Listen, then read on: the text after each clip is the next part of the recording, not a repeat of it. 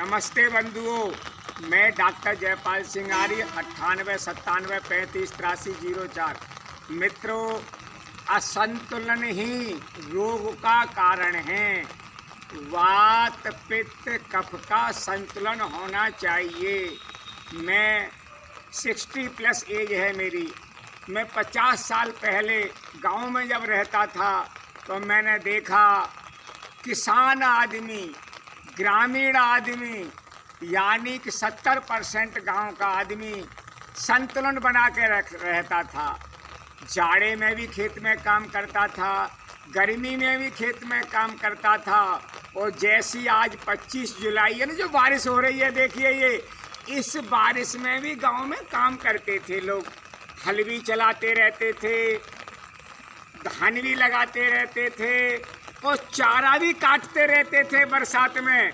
और आज मैं देख रहा हूँ कोई आदमी बरसात में नहीं नहा रहा। गर्मियों में खूब रोड पे चलते हैं, जाड़े में भी रोड पे चलते हैं, लेकिन बरसात में नंगे सिर कोई नहीं चल रहा, या तो कारों में चल रहे हैं। तो जब तक आप प्रकृति का आनंद नहीं लेंगे, जाड़ा, वर्षा, गर्मी, भारत जो है एक प्राकृतिक बहुत परमात्मा का देश रहा है। यहाँ पे परमात्मा की कृपा रही है हमेशा, लेकिन हम परमात्मा से, प्रकृति से दूर हो रहे हैं। पत्थरों में देख रहे हैं भगवान को। अरे भगवान तो पेड़ पौधों में हैं, भगवान तो जंगलों में।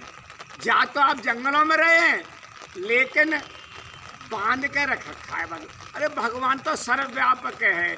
काली दूब घास में ढोल गणेश जी दूब घास खाते हैं। बरसात में भी है भगवान। तो भगवान का आनंद लेना है, प्रकृति का आनंद लेना है और स्वास्थ्य का आनंद लेना है। तो इस वर्षा में भी नहाइए, छत पे बैठ के नहाइए, गलियों में नहाइए। जितने भी पित्त के रोग हैं, घुटना दर्द, शुगर, बीपी, माइग्रेन, ये सब पित्त बढ़ने से होते हैं। और वर्षा में नहाने से पित्त कम होता है। 70% बॉडी में पानी बहुत ज़रूरी है।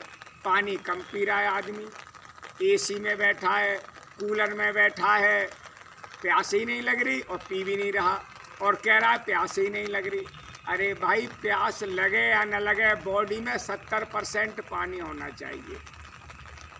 भारत जो देश है बहुत प्रकृति का देश कहा गया है पहले से, लेकिन हमने पेड़ पौधे काट लिए हैं, इसलिए वर्षा कम हो रही है।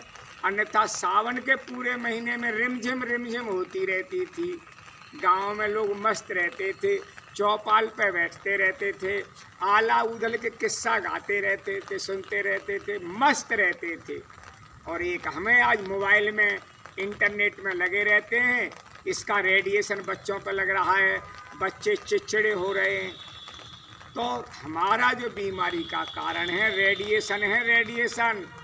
जितना आप प्रकृति से जुड़ेंगे, और तो देखिए खेतों में इस तरह ये पानी इकट्ठा रहना चाहिए। हर गांव में 4-4 तालाब थे, तालाब।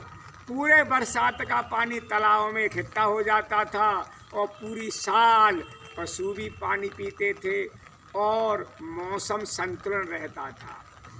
आज ये सब नज़र नहीं आ रहा। तालाब तो किसी गांव में नज़र नहीं आ रहे। तो संतुलन नहीं बनाए। कोठी तो 20-20 मंजिलें, 30-30 मंजिलें, तालाब कहाँ हैं? यही मौत का कारण है। आदमी मौत की तरफ, टाइम बम और एटम बम, विश्व युद्ध की तरफ जा रहा है, शांति की तरफ नहीं जा रहा। तो मित्रों, जितना आप नेचर से जुड़ेंगे, प्रकृति से जुड़ेंगे और मौसम के हिसाब से खाना खाएंगे। मैं देख रहा हूँ शहरों में 12 महीने गेहूँ खाया जाता है। तो 12 महीने रजाई भी ओढ़ो, कंबल भी ओढ़ो। मैं तो बड़ा अज्ञानी समझता हूँ। बीमार माने अज्ञानी के हैं, ज्ञानी तो कभी बीमार होता ही नहीं है। उल्टी हो रही है तो पेट में मिट्टी रख लो, नींबू पानी पी लो। जितनी अंग्रेजी दवाएं खाएंगे इतने ही बीमार रहेंगे। तो प्रकृति से अटैच रहें। जय हिंद, जय भारत।